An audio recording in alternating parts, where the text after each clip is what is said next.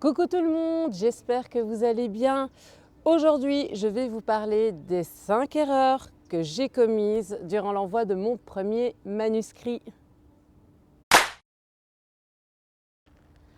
La première erreur dont je voulais vous parler, c'est la précipitation. Alors je sais qu'un roman, c'est long, c'est fastidieux, ça demande du temps, de l'énergie, de l'implication. Et voilà, quand on est au bout, on se dit ça y est, quoi, je vais envoyer mon manuscrit. Et en fait, c'est à ce moment-là qu'il faut faire très attention. Il faut vraiment cibler des maisons d'édition. Il faut que ton manuscrit soit dans leur ligne éditoriale. C'est vraiment important de bien cibler ta maison d'édition. Moi, quand j'ai fini mon premier manuscrit, j'ai été dans la précipitation. J'ai envoyé mon manuscrit à des éditeurs, mais qui n'avaient rien à voir avec le thème. C'était hors sujet, voilà. J'avais un roman de type contemporain avec une histoire forte entre deux femmes. Et j'ai été envoyer ce manuscrit à la maison d'édition Ozu, qui est une maison qui est plus spécialisée dans l'édition jeunesse. Donc c'est quand même important de vraiment cibler les maisons d'édition que tu choisis, de bien vérifier leur ligne éditoriale. La deuxième étape qui pour moi est vraiment cruciale, c'est ce roman, ce manuscrit que tu as réalisé, c'est ton bébé en fait. Tu as tout mis, tu as tout donné. C'est vraiment quelque chose qu'il faut prendre en considération. Car ce roman, ce manuscrit, tu vas le proposer à des maisons d'édition qui répondent à tes exigences. Et ça, c'est important. Et des fois, il y a des maisons d'édition qui semblent inatteignables, inaccessibles. Dans ces maisons d'édition, on peut parler de Robert Laffont, on peut parler de Gallimard, et plein d'autres maisons d'édition comme ça qui sont des fois vraiment intouchables. Et en fait, il y a une possibilité de les toucher, ces maisons. Je suis moi-même en période de test avec mon deuxième manuscrit qui est Le Passage.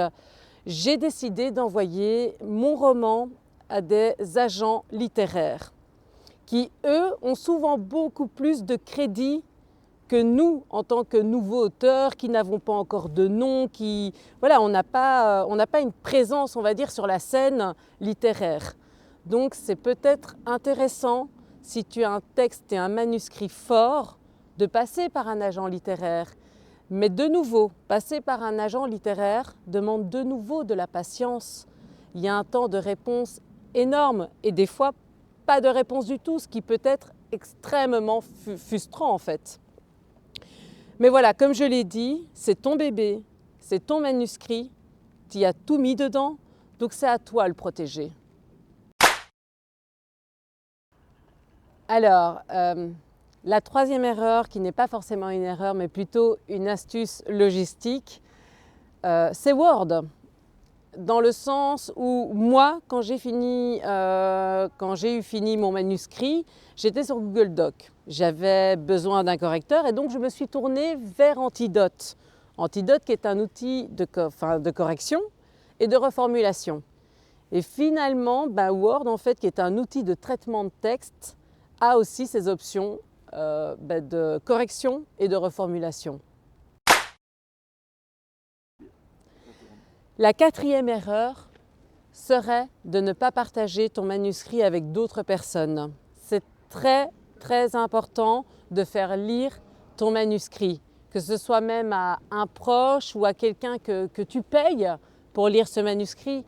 Mais c'est très important pour le retour que tu vas avoir par rapport à ton manuscrit.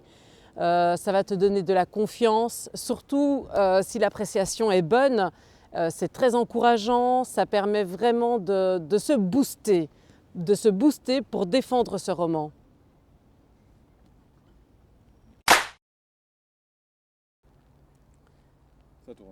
La cinquième erreur serait de croire que l'envoi d'un manuscrit est gratuit. Alors certaines maisons n'acceptent toujours pas actuellement les manuscrits par voie électronique, donc par mail. Donc il y a toujours des grosses maisons, je vais revenir sur ces maisons encore une fois, donc Gallimard, Robert Laffont, Albin Michel, elle n'accepte pas les romans, les manuscrits par la voie électronique. Donc ces romans et ces manuscrits, il faut les envoyer par voie postale. Alors moi, je vais vous dire grosso modo combien me coûte l'envoi d'un manuscrit. Donc un manuscrit de 200 pages A4 revient à l'impression à peu près entre 15 et 20 euros.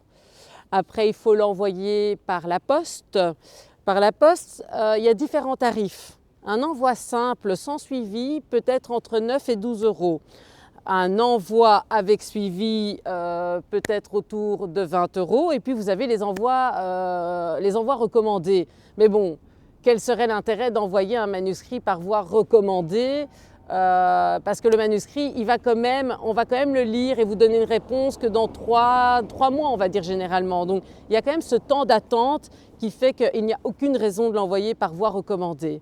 Mais donc, il faut quand même imaginer qu'on est autour des 30-40 euros par manuscrit que tu envoies. Merci d'avoir suivi cette édition.